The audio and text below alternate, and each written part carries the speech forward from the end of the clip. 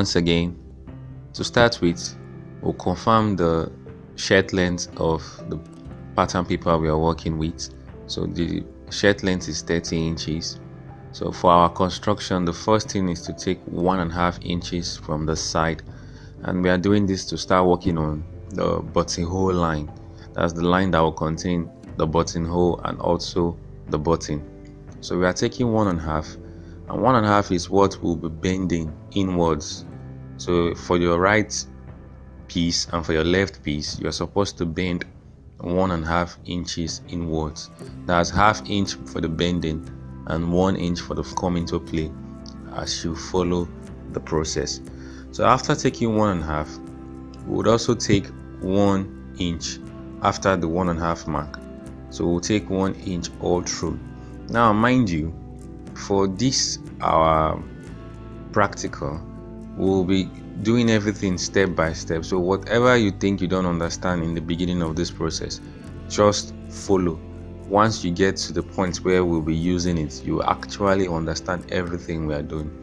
So as it is now, we've taken 1.5 and we've also taken 1 inch. That 1.5 inch will be bended to meet the 1 inch, and I'll show you how. So we are taking ½ inch on the edge of the 1.5 inch we initially took. So that ½ inch will be what will be bended inwards. So I'm actually just marking everything out for you to see that everything is explainable, so no process is skipped. So after taking broken lines on the ½ inch mark I took inside the 1.5 initial mark we took, I will bend that ½ inch for you to see. So I'll be doing all the bending on this pattern paper before I even cut it out on the fabric itself, so you can see how everything works. So when I'm actually cutting it out, you will totally understand. I'll be making use of my scissors to create a bending line on the ½ inch mark I took all through. Now that scissors will enable the paper to bend easily. Without that, it will be very difficult for the paper to bend. So after bending the ½ inch mark, I'll also use the scissors to mark the 1 inch mark for the same bending procedure, and you entirely understand the reason why we took 1.5 and also the reason why we took 1 inch, because after that you see. So you can see now, when I bend it, the 1.5 is actually meeting the 1 inch mark. So that's for the buttonhole line.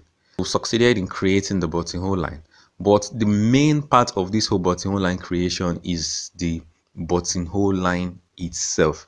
This whole thing we created now is what will contain the buttonhole line, but the buttonhole line itself is the ½ mark of the inner 1 inch mark. So the ½ mark of the inner 1 inch mark is the buttonhole line. That will be the line that will contain the buttonhole itself, and that will also be the line that will contain the buttons. So I'll be using broken lines to show that ½ inch mark I took in between the inner 1 inch line.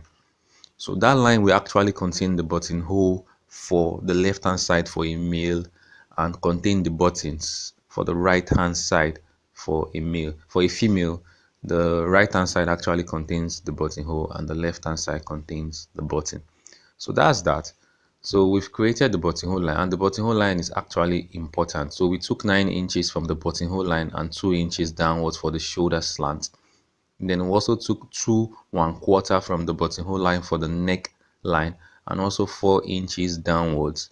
Now you can see everything we are doing is from the buttonhole line, because the buttonhole line is actually the center line of your cloth. For the front and the back, the buttonhole line is the center line. Even when we are cutting the back piece, it will also start from the buttonhole line. So we've succeeded in creating our shoulder slant and our neck. So next will be to get our chest measurement. From the shoulder downwards, we'll take 10 inches to get our chest line. You take it on several positions. Then after doing that, you use your ruler to join all points to get your chest line. Now that chest line will also be used as a parallel line to get our tummy line. So for our tummy line, we'll take 17.5 inches. Now for male, we are using 17.5 inches, but for females, we mostly use 16 inches for adults. We'll also mark the down line. Then we'll take our back measurement. Our back measurement from the buttonhole line, which is 9.5 inches. So after taking 9.5 inches, we'll take the perpendicular measurement of that back measurement.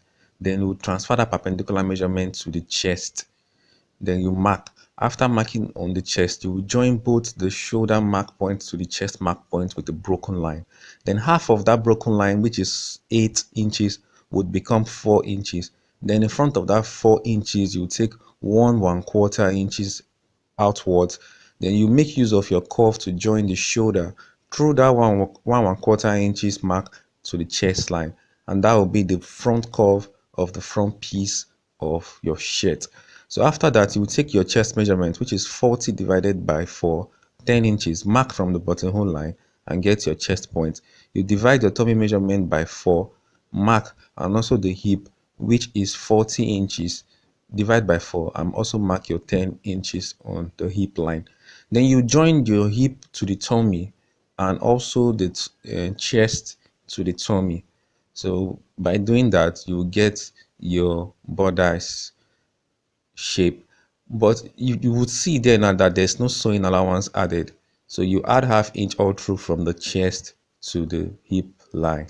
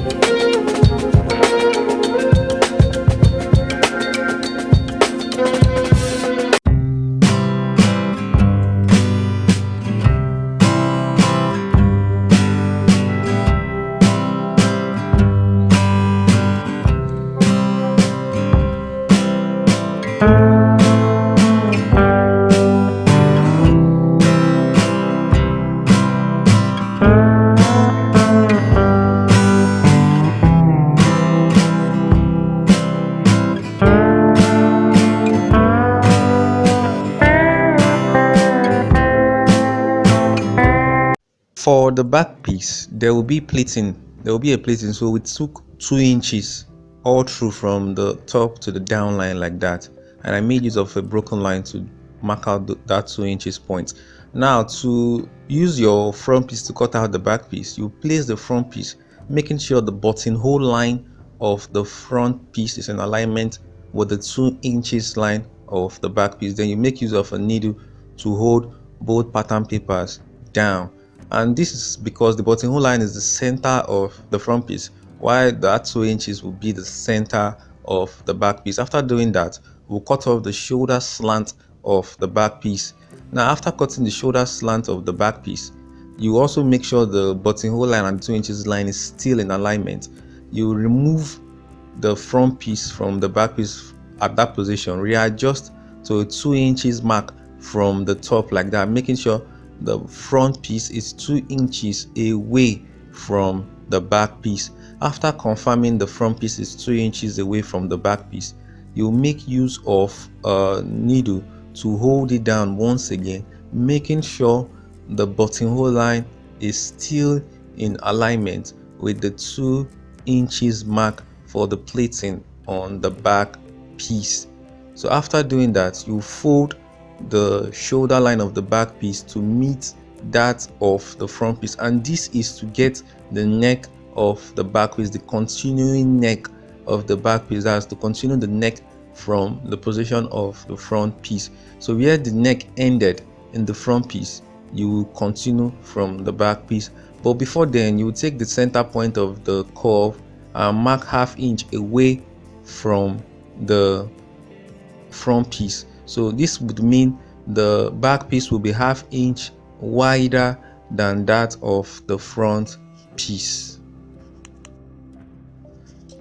After marking, we use our French curve to make a curve from that shoulder point to the chest point. Now before we cut, we'll take our actual back measurement, which is 9.5 inches, 9 inches for the regular back and ½ inch for the sewing allowance. After marking the 9.5 inches, we'll join to the position of the back inch of the back piece curve. and then you cut from the shoulder through the armhole up onto the chest point. So after doing that, we've succeeded in creating both armhole for both the front and the back piece. Then you cut the pattern paper on the side from the hip up until the tummy. Then you follow again up until the chest, making sure the center line of the front piece is the same with that of the back piece. That is, the buttonhole is still in alignment with the 2 inches line of the back piece. Then we also cut off the down line, making sure both down lines are also the same. Now the down line will be a curve, but in the initial stages of the process we'll just leave everything straight for now. So after cutting the armhole, the side and the downline, we'll go straight to the neck and continue the curve. Now for this neck, it's a bit technical. Whatever neck we are cutting now is just the rails. It's not actually the real neck that will be perfect for the back piece. The neck that will be perfect for the back piece will be gotten when we are cutting the back cape of the back piece. So we'll just make a straight line from the curve down like that, but that will not still mean we've gotten the perfect shape for the neck of the back piece. On doing that, we've succeeded in creating both the front and the back piece. The next thing to do would be to cut off, or to cut out, I mean to say, the back cape. Now before we cut out the back cape, we would need to fold these 2 inches mark we gave on the back cape inwards.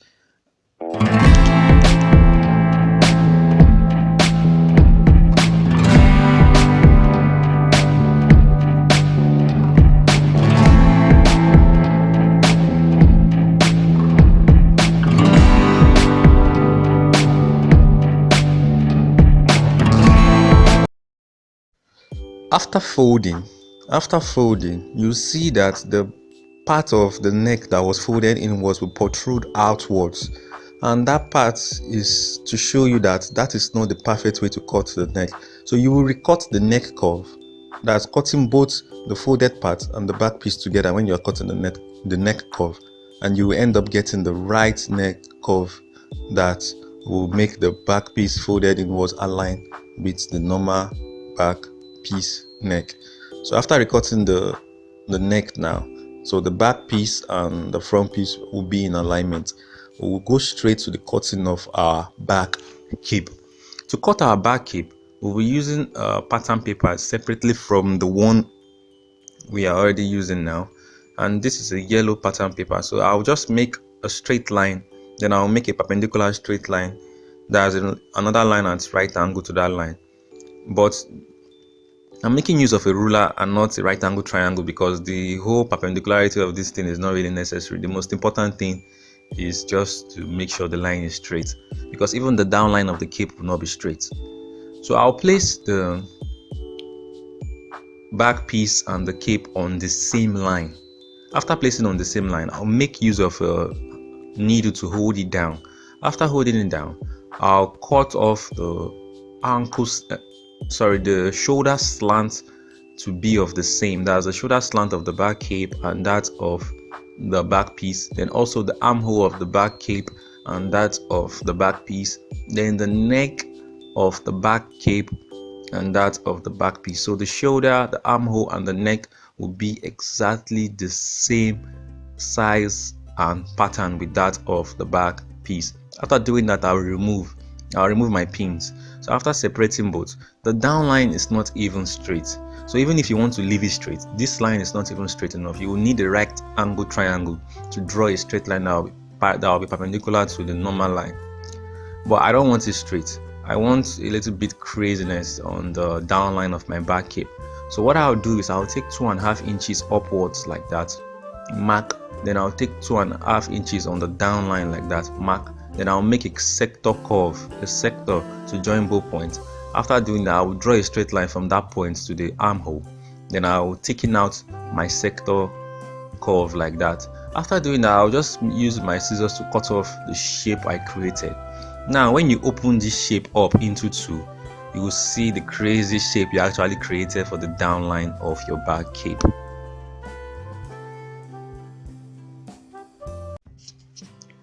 This is the 2 yards material I'll be working with. It is a bale material. The dimension of bale materials are mostly 36 by 60 inches. So for every yard, which is 36 inches, you get a height of 60 inches. So I'll be making use of my tape rule to confirm that measurement for you. So you could see I got 36 inches. So the material is actually folded into two. So you can see where I got 36 inches. So that means we are working with 2 yards of a bale material. You can call it a shirt material, you can call it a polish cotton. It is actually called different names in different places. So I'll just rearrange this material to make sure the finished edge is facing the upper part, and that will just be where I'll place my pattern paper to cut out the front piece of my shirt. So after arranging, I'll just make sure both are on the same line, because when you're cutting, you don't want one part to be longer than the other part. So you just make sure it is on exactly the same line. And after confirming that, you bring out your pattern paper, that's the one you cut out for your front piece, and you will place it on the fabric. But before then, just make sure it is on the same line. So after bringing out the pattern paper, you can see the pattern paper. We'll place it on the fabric. We'll open the pattern paper thoroughly, then you place it on the fabric. It will begin from one end to the other end. There's no need for folding the pattern paper, so you don't fold the pattern paper in any way. You just open everything all through like that. If you have a pressing iron close by, you can use it to straighten the pattern paper. So I'll be making use of a needle to hold it down. So I'll just pierce in through the paper and the fabric and hold it down like that. I would also be using another needle to hold it down on the down line. But before then, I'll make use of my hands to do thing. And after arranging everything, I'll just make sure I use another needle, like I said earlier, to hold it down on the down line too, because I want, when I'm cutting, I want everything to be easy. So after holding it down, I'll just go straight to the cutting process. And that is just to cut out exactly what is on the pattern paper.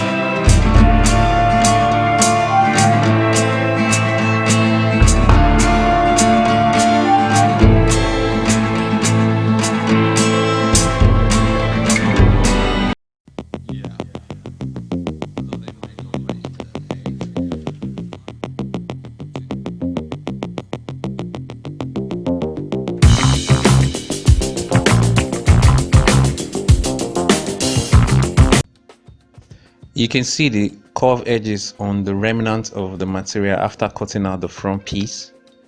So to cut out the back piece, I will just readjust the material like that.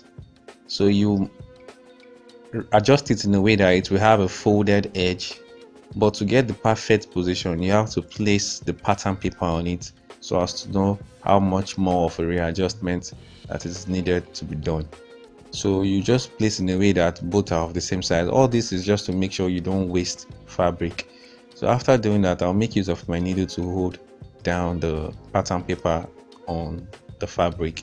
So after using the needle on the down line, I would also use a needle on the neckline.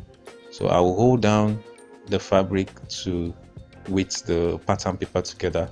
Then I'll cut. I'll start my cutting all the way from the down line, from the side like that. I'll cut up until the armhole point. I'll follow the curve all through up until the shoulder line. Then from that shoulder line, I'll cut up until the neckline. Then I'll follow the curve of the neckline. It's that simple. What I'm just going to do next now is to make sure every lagging is trimmed off. So every tiny piece that was actually in form of excesses will be trimmed off after I finish that cutting. So that's what I'm actually doing right now, trimming off the tiny excesses. And after I finish doing that, I'll remove my pin I used in holding it down. Then I'll show you what I got. So you could see it. This is what we got after using a pattern paper to cut it out.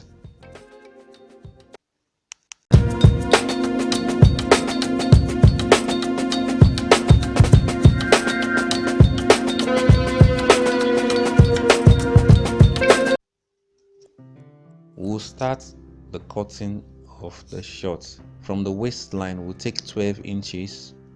We'll take 12 inches on another part to create 2 points. They will join both points, and that will be the crotch line. So then the short length, the length of the short is 21, but we mark 20 inches on both points. And when I'm fixing the band of the trouser, I will explain why we are cutting out or marking out 20 inches instead of 21 inches. Next will be to mark out the folding. The folding we have to take inwards is 2 inches. So from the short length, you mark out 2 inches and use the ruler to join all those marked out points. And that will be for the folding. So after marking the folding, we'll go straight to the tie. Our tie is 23 inches, and the 23 divided by 2 is 11 and a half. We'll also take 1.5 inch for ease. We'll come to the down line. We'll take 12 inches, which is 24. Then you join from that ease point to the 12 inches we take for the down line of our short.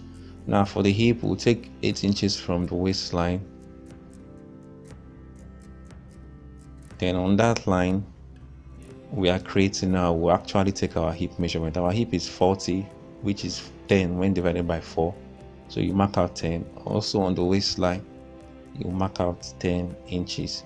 You join both the waist to the hip, and from the hip, you use a curve to join to the crotch point on that 1.5 ease point in particular. So after doing that, you go down by 1/2 inch on the waistline, because your front waist should be lower than your back waist. So you will join to create a new waistline. Then on the down part, you go up by 2 inches, mark, take the measurement, then go back to the folding line and take the same measurement and mark, then you join both points. After doing that, we succeeded in creating the whole front piece of our short. Next thing to do will be to just use our scissors to cut it out. And cutting it out is just a straightforward process. You just cut out everything we marked out like that. So we cut from the line to the crotch. Now we cut from the waist up onto the crotch. Then after cutting, we'll use this pattern paper to cut out our fabric. And while cutting out our fabric, you don't cut separately. You make sure you cut together. That's, you fold the fabric into two and cut. That's for the right and also for the left leg of your shirt. Because if you start cutting separately, you might end up making a mistake. So you just look for the part of the material that can accommodate what we are about to cut out. See, the most important thing when you are managing material is to make sure you can cut out the front piece of the shirt and the back piece of the shirt, the front pieces of the shirt and also the back piece. After doing that, every other thing like the shirt collar, the waistband, the pocket, you can always manipulate. There are ways you join materials together and get what you actually want. For everything I'll be doing for this whole process, I'll be explaining and I'll be showing you. That's why I'm taking my time to show you the cutting process. Normally, I'm supposed to cut and just show you what I got, but I want you to see how I actually managed the material itself. So you cut like that, and after cutting, you also cut the waistline.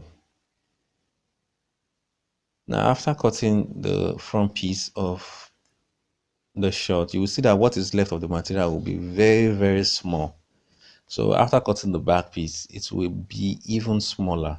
It will only be as a result of your technical intelligence for you to be able to get the remaining things, which is the sleeve, the collar, the waistband, the pockets, and also.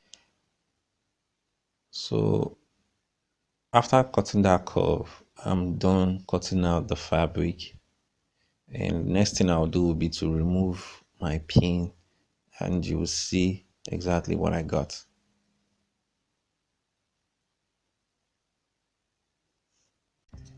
To cut the back piece of the short, the back piece pattern paper would be at least 3 inches wider than that of the front piece pattern paper. So you could see both have the same edge on the side.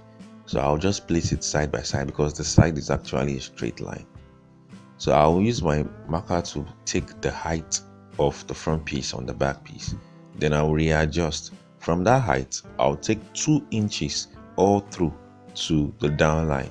That 2 inches will serve as the sewing allowance for the whole short. So after taking 2 inches all through like that, I'll readjust the front piece to be on that 2 inches mark.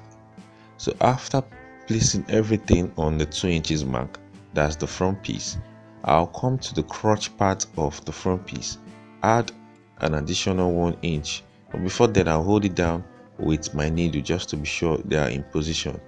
So after holding it down with my needle, making sure the front and the back piece are in the exact position of the 2 inches mark I took, like I said, I'll come to the crotch and add an additional 1 inch, and this is as a result of your bum bum. Your bum bum would take more distance compared to that of your front crotch curve. So that additional 1 inch is to give space for the size your bum bum will actually contain on your short. If you have a very big bum bum, you can add 2 inches, 3 inches, depending on how big you think yours is. So for the waistline, I will take 1 inch from the front piece, and I will join that 1 inch to the initial point I took when I started. So that's the waistline of the back piece. So after doing this, I'll just go straight to the cutting process.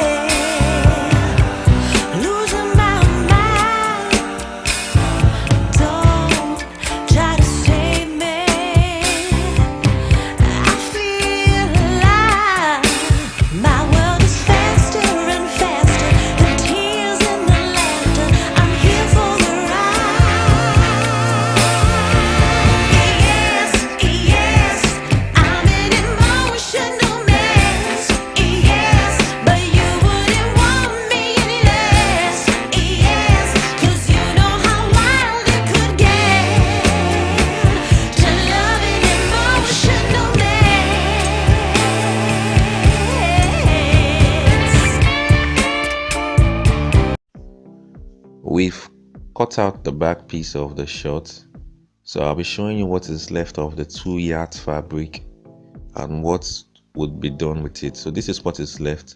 It will be used to cut out the sleeve, the collar, the pockets and the waistband. But all this we will not start, not until we start the sewing process itself. To start our sewing process, we'll bend the part that will contain the button and the buttonhole line by 2 inches separately. For the part that will contain the buttonhole, you bend on the edge by ½ inch again. Use our pressing iron to hold it down. Then you sew from the neck to the down line. While for the part that will contain the button, you bend inwards by 3/4 inches. And this will make this part smaller than the other part. Then you sew from the neck to the down line also. We've bended and sewn the edges. You could see the result. One part is now smaller, that's this particular part, and the other part is bigger. So the part that is smaller will be under the part that is bigger. The part that is smaller will contain the buttons, while the part that is bigger will contain the buttonhole. So I will place both underneath each other, and I will make use of a needle and thread to hem both.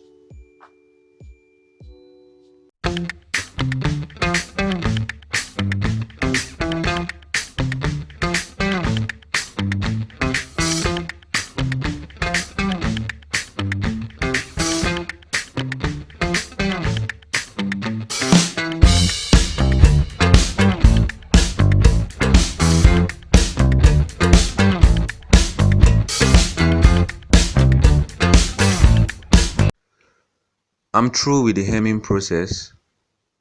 The next thing I'll be doing will be to bend both on the center line with my pressing iron.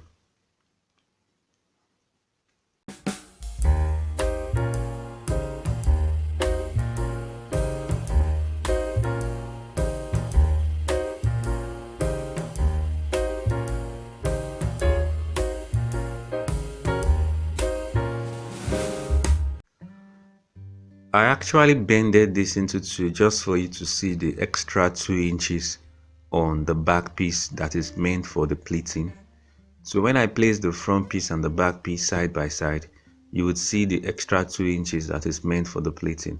So I'll sew the pleating from the extra 2 inches mark from the neck up until the down line. So you can see the extra 2 inches space, and that will be for the pleating. So I'll sew from the neck downwards. We've sewn the 2 inches mark for the pleating from the neck down to the down line. And I'll be showing you exactly how to make use of your pressing iron to open it up. So you turn it over to the right face. The gator line you got will now become the center line. So you would bend the gator line in a way that the gator line will be the center line. Then you will use your pressing iron to hold it down.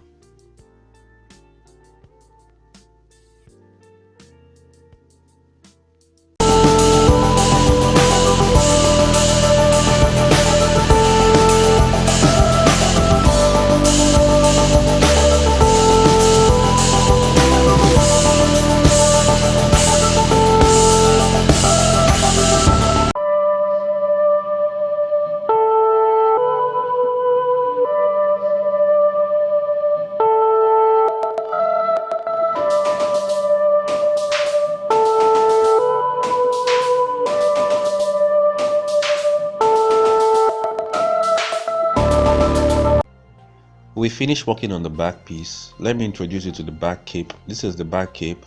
The back cape we cut out the other time using the pattern paper. You can see it is perfectly fitted to the upper part of the back piece. You can see the curve.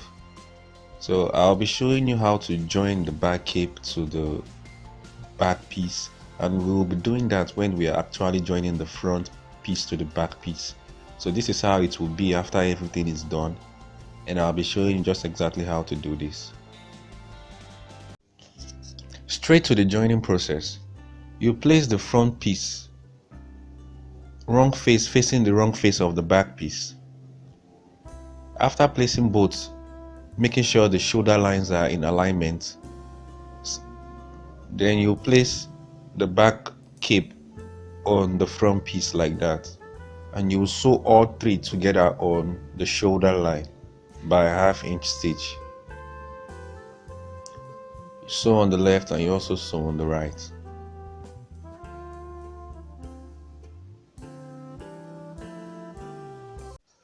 After sewing, you can see what we got.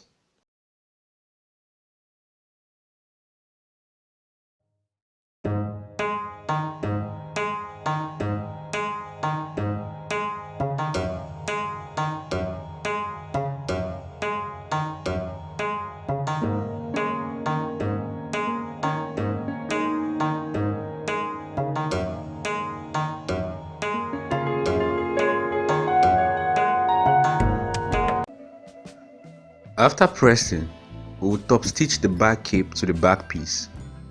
We'll just do that by making sure our stitch is a 1/4 inch away from the edge.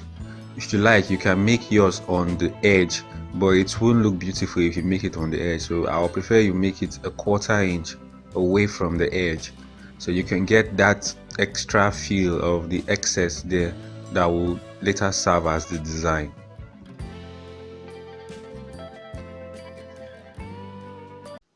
But we've stitched the back cape on the back piece, so you can see what we got. There's a 1/4 inch excess on the edge, and that 1/4 inch will serve as a design. Next will be to use our pressing iron to straighten our things. 1, 2, 3, and...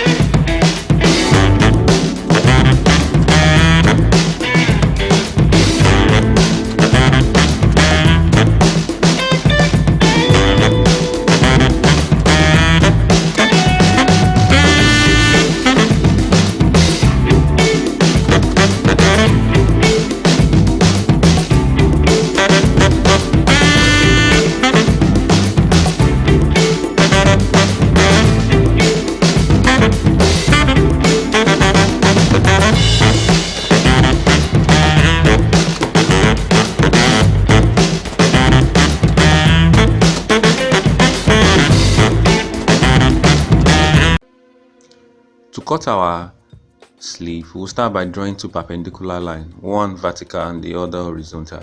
Then the height of our armhole, which will be 9 inches. We are supposed to use 8 inches because we took 10 inches from the shoulder to the chest and also a 2 inches slant for our shoulder slant. But we are using 9 because we want the sleeve armhole to be longer than that of the armhole of the bodice. For the sleeve length, we are marking 9 inches because our sleeve length is actually 8.5 inches. 1/2 inch will be given away when we are joining the sleeve to the bodice. So after that, I'll be marking my folding and I'll be marking 2 inches. 2 inches will be what I will be folding inwards. But before then, after marking my 2 inches, I would also mark 1/2 inch from the edge of that 2 inches line. That will actually be what I will be bending before folding inwards.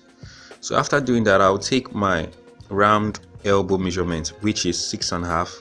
Then I'll also add 1/2 inch, 6.5, because the round elbow measurement is actually 13. Then I'll take 5.5 inches from the edge like that, and that will be the point where my slant will end. Normally I do take 6 inches. Then I'll divide that into 2, come a little bit 1/2 inch, then make a curve to that point. Now I'll be making sure the 10.5 inches I got for the measurement of the body is exactly or even more when I'm actually making my curve. So my curve would be 11 inches instead of 10.5 inches, or I can still leave it at 10.5 inches. But if you make it more, it becomes easier when you are fixing. Now you can see that curve we got. You can make yours in, you can allow your curve to bend inwards even more than what we have here. So after getting my 10.5 inches on the curve, I will join to the armhole, then I'll cut.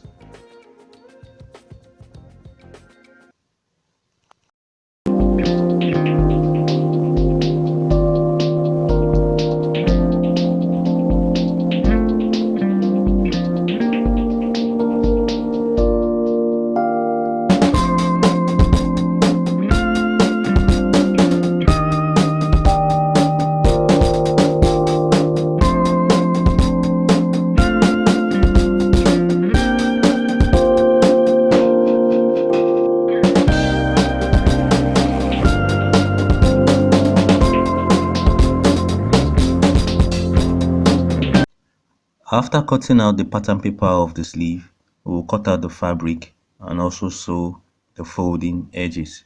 Then we'll attach the sleeve to the bodice.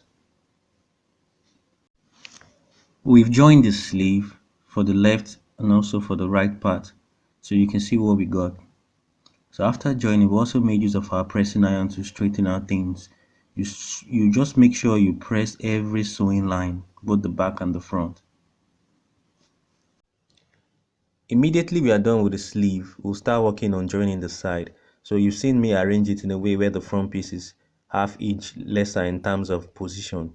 So you will sew from half inch on the sleeve down to the down line.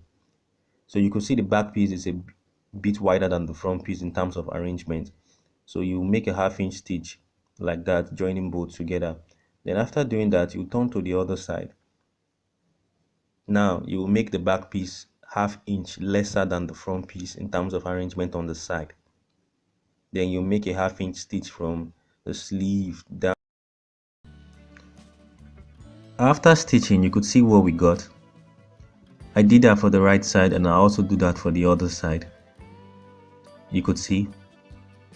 Now the next thing I'll be doing will be to make use of my scissors to open up the buttonhole line. I actually used needle and thread to hem that line together. Now I'll be making use of my scissors to remove those thread so I can open it up, because the stitching we did on the side are actually the first stitches. The other stitch will actually be the second stitching that will make it double stitching. You could see the inside. Then I'll turn it outwards. After turning it outwards, I'll fold by half inch. After folding by half inch, I'll make a stitch on the edge of my half inch folding, and I'll do that from the down line up until the armhole, up until the sleeve. And I would also do that for the other part.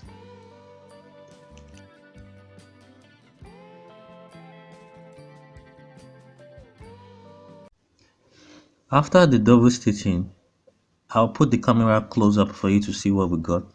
So you can see what we got. If you do yours can even be better than this. It's all about just being patient and precise when you are working on it. So most times when you see these things, you would think it was actually done by a double needle machine, but most are actually done by a single needle machine, just like we did here.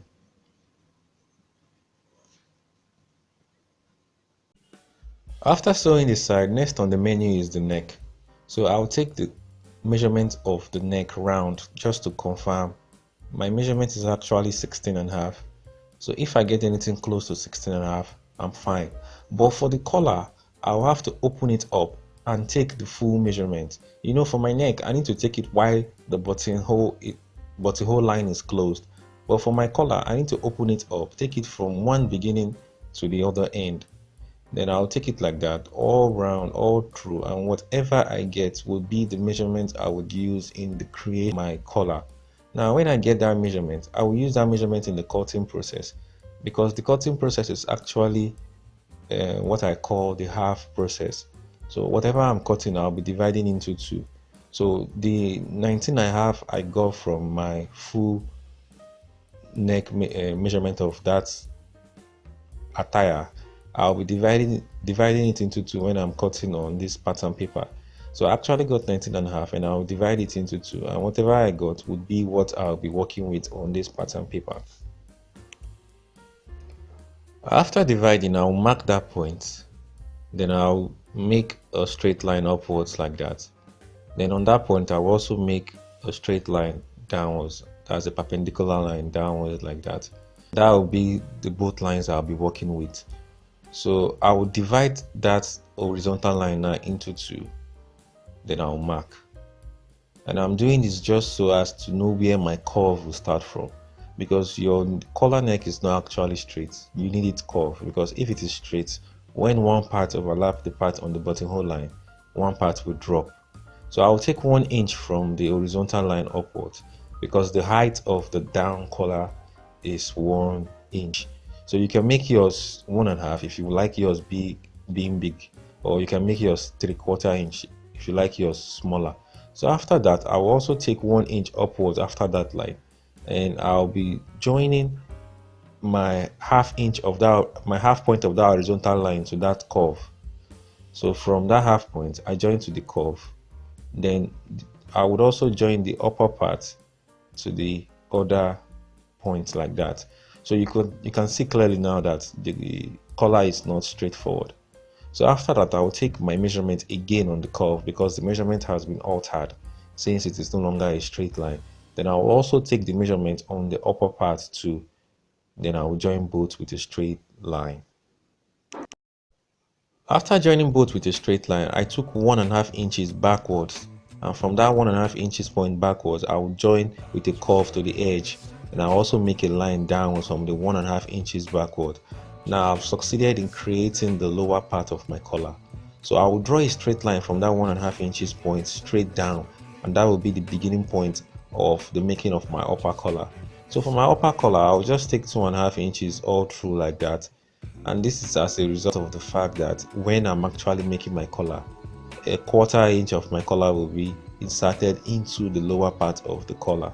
So after taking 2.5 inches, I'll also use a straight line to meet that point, and after that I will take 1/2 inch backwards because I want my collar to relax well when I'm done with it. After taking 1/2 inch backwards, I would also take a 1/4 inch downwards on the side like that. Then I will join to that point. If I like, I use a curve. If I like, I use a straight line. At that point, it don't really matter. I'll just play with it however I feel I want to. I'll do. So if I want a curve, I'll do it. Whenever I think I need a ruler, I'll make use of a ruler. So after that, I've succeeded in creating the upper and the lower part of my collar. The next thing I'll do will just be to cut off, and I'll be cutting off separately. The upper part will be cut off separately. The lower part will also be cut off separately. And next, I'll be showing you after cutting how to use this to cut out your interface, and after cutting out your interface, how to apply it to your fabric, and also how to make and fix the collar.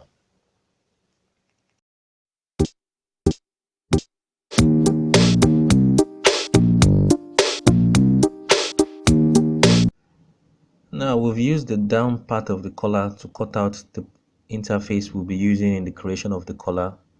It is a little bit hard, we call it hard stay. So I've also cut out the piece of the fabric that is a 1/4 inch wider than the stay. So I'll place it in between, then I'll make use of my pressing iron to hold it down like that.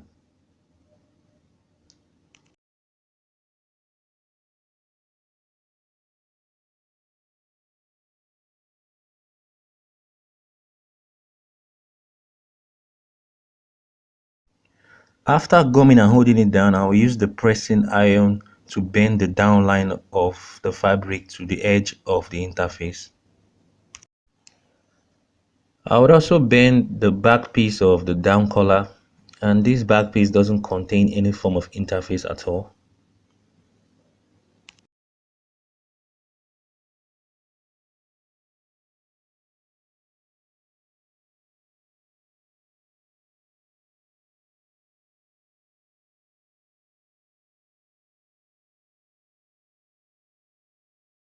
I'll cut the upper part of the collar too, cut the interface, then make use of my pressing iron tool to hold it down.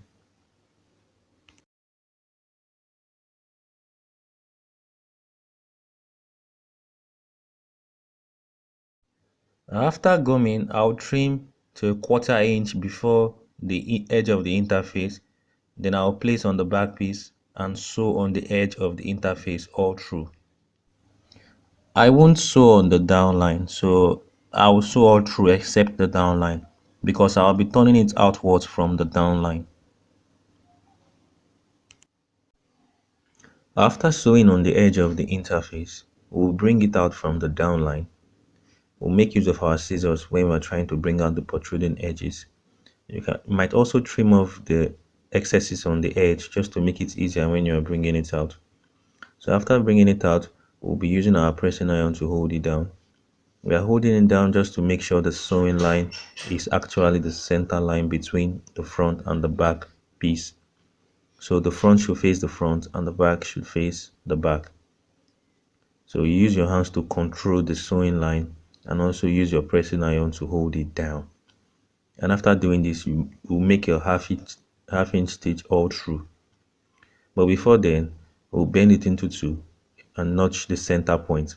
You also take the down line of the front piece, bend it into two, notch the center point, and you join both on the edge. So after joining on the edge, we will now join to the back piece. So the back piece we prepared, the back piece of the lower part of the collar, you place like that.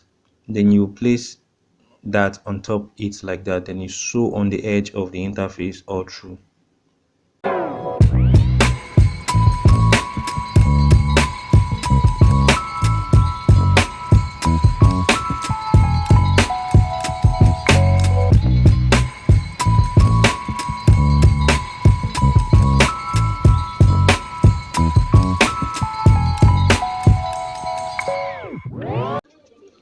After sewing on the edge of the interface, you turn it back outwards. Then you make use of our pressing iron to straighten it. So you straighten it from the back. Then after straightening from the back, you straighten the front also. Then after that, the collar is actually ready. The next thing will be to insert our neckline by ½ inch inwards into the collar. But before then, the whole preparation of the collar would actually take a really long process because it needs a lot of ironing.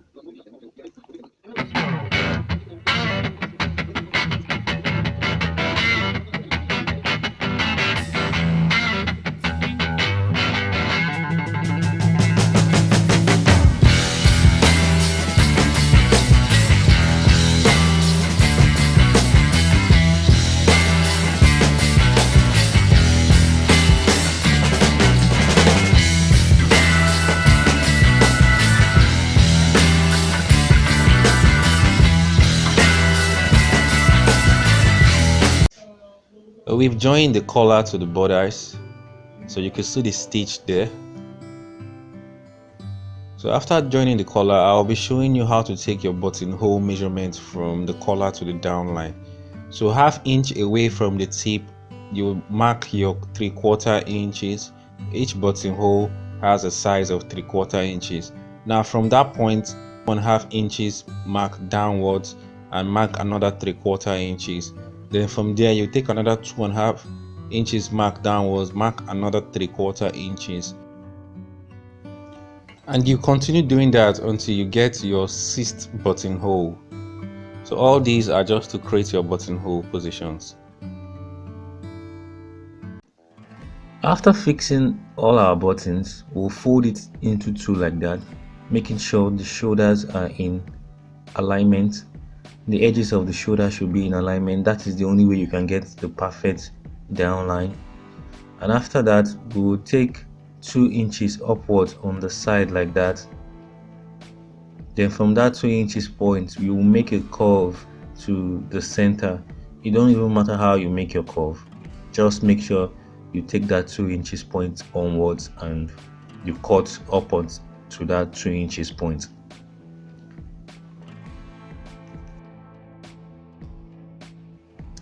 After cutting, we'd also trim, making sure everything is on the same line.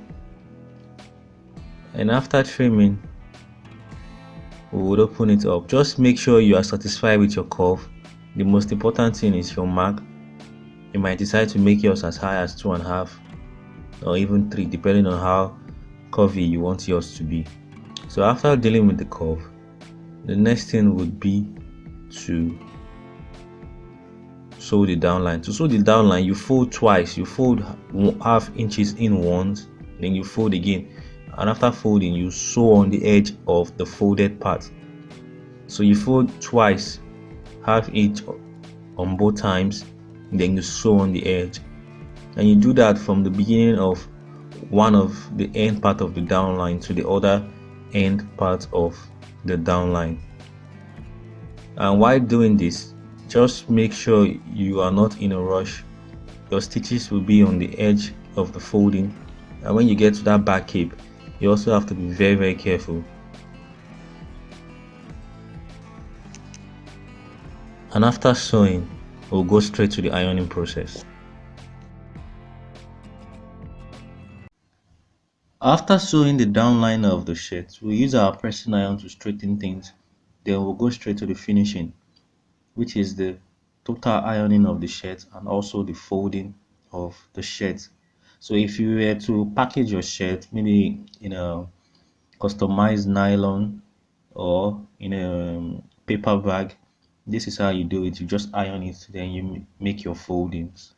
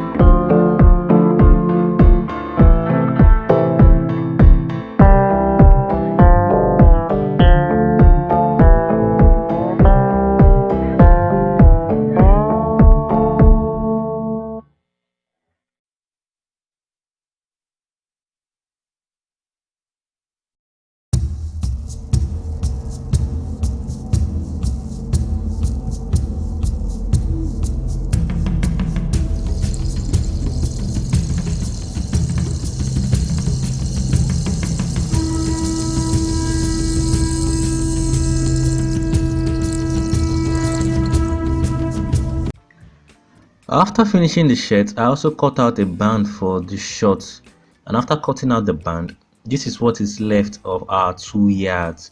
So you remember what was left was supposed to be for our sleeve, our collar, and also for our pockets covers. So I couldn't even use it for the full pocket. I had to use this piece for the pocket. Then I only used it for the pocket covers.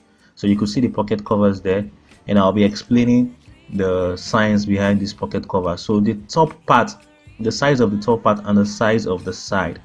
So the size of the top part must be wider than the slant of the pocket, and the side and the measurement of the side must be bigger than the depth. So the slant of the pocket is 3 inches, so that is wider than 3 inches, while the depth of the pocket is 7.5, and that is also longer than 7.5 inches. And just to confirm our theory, I'll be making use of my tape rule to show you. So the slant, that's the bending on the top, is 3 inches. You can see that. So that is wider than 3 inches. Then the depth of the pocket, which is 7.5, and that is also longer than 7.5. When I mean depth, I mean the entry point, not the pocket itself. So you could also see that I made an addition of a stay on the line, that's the depth line and also the bending line. So I applied stay on that line, and I also made use of my pressing iron to bend to create a gate hole line, and this would actually make it easier for me when I'm making my pocket. When you are top stitching the slant of your pocket, if you don't add stay, you start to experience some foldings you don't want. So that stay will actually make it easier for me. Before we start the sewing process, let me show you the interface. The interface I added was gum stay, so it was as wide as that. Then I made use of my pressing iron to straighten it down because I want it firm. Let's go straight to the sewing process. My pocket measurement is actually 6.5 by 15.5 inches.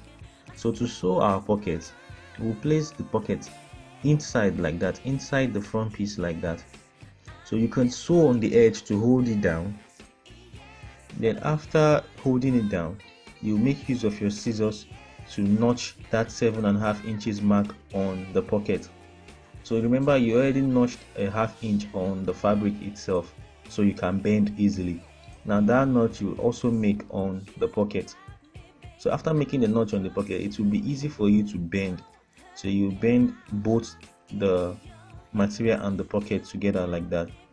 And after bending both together, you will make a half inch stitch from the top to the edge of the notch.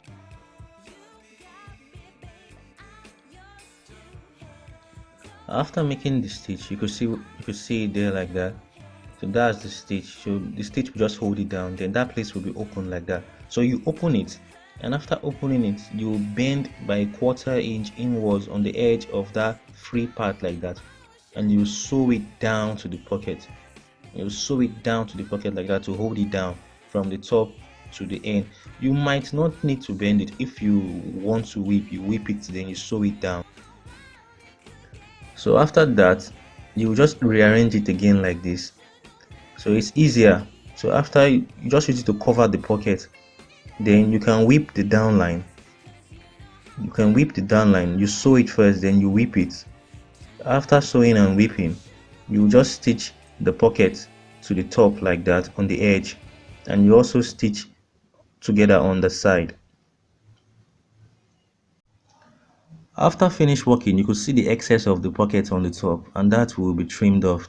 The inner free part was also sewn down. We stitched the side and also top stitched the top. Then we'll trim off the excesses on the top. If there are any excesses on the side, we would also trim it off. And after doing this, we would use this leg that is being trimmed to trim off the other leg. The downline of the pocket was also sewn and whipped, so we'll place both on top each other and trim.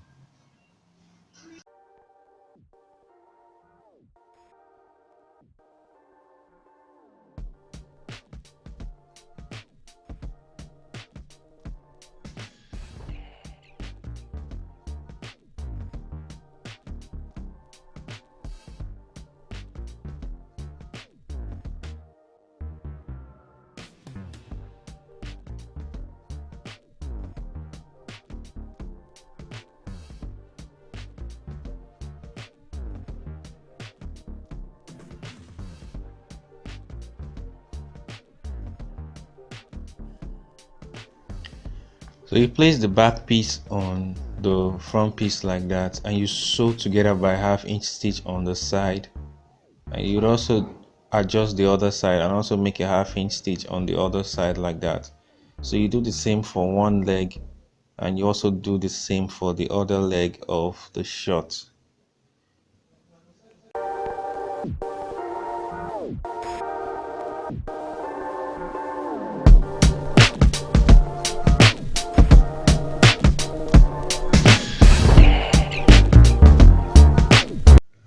After joining together both sides of both legs and also whipping it, you could see what we got. The next thing will be to turn it outwards, so we'll bring it out to the right face, and after bringing it out to the right face, we'll be placing the crotch point of both right and leg pieces together. So the exact point at which both will be placed together will be the crotch point. We'll just place it together like that. If you are the type that like to use pins to hold things down when you are sewing, you can just hold it down. Then from that point, you make a half-inch stitch up until the top, and from that point again, you make another half-inch stitch down until the upper part of the back side.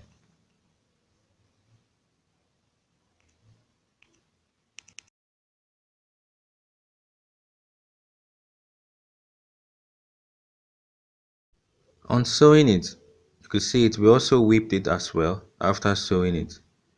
So we've succeeded in joining the right and the left leg together. Next thing will be to bend our 2 inches point before we now work on the waistline.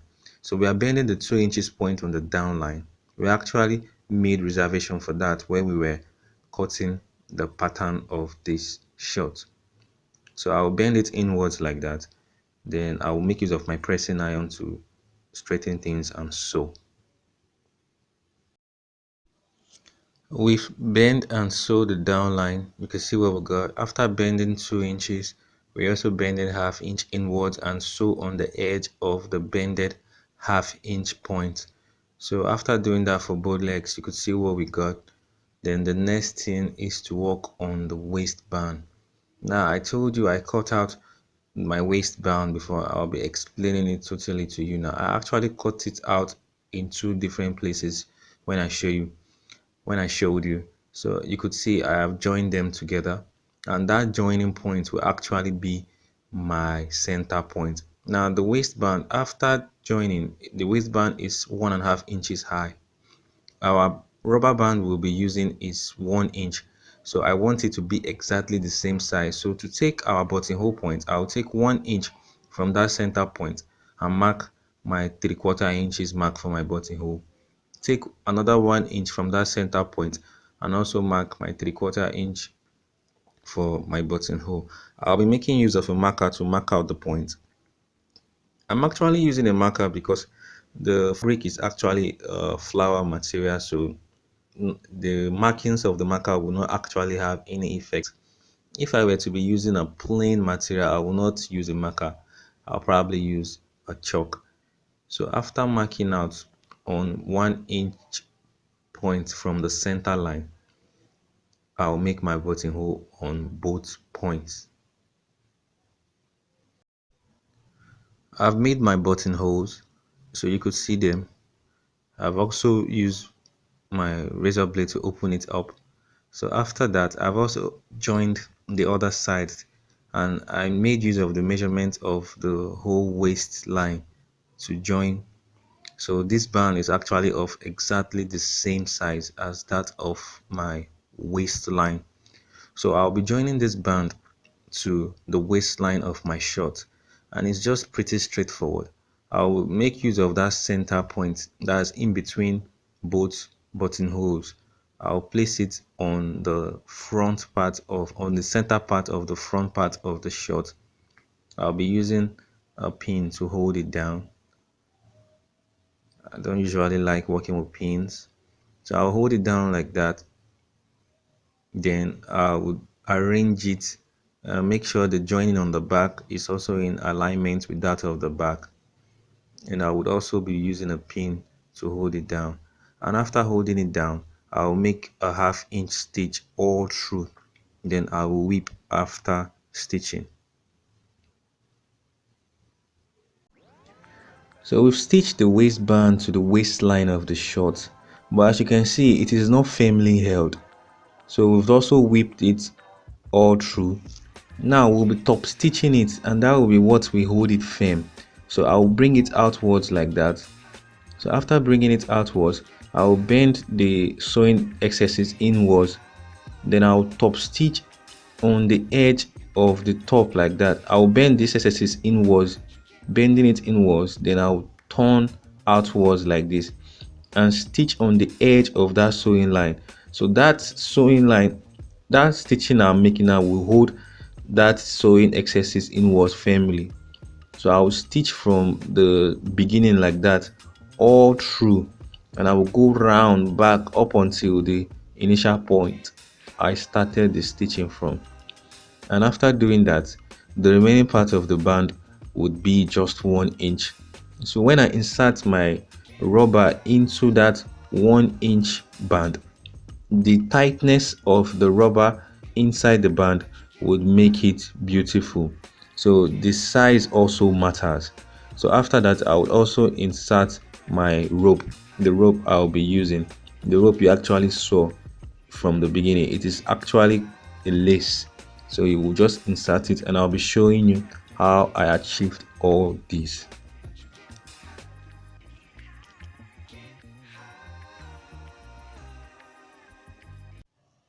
I cut the rubber to be 4 inches lesser than the size of my waist. the size of my waist is actually 32 inches. So my rubber now is 4 inches lesser than 32 inches.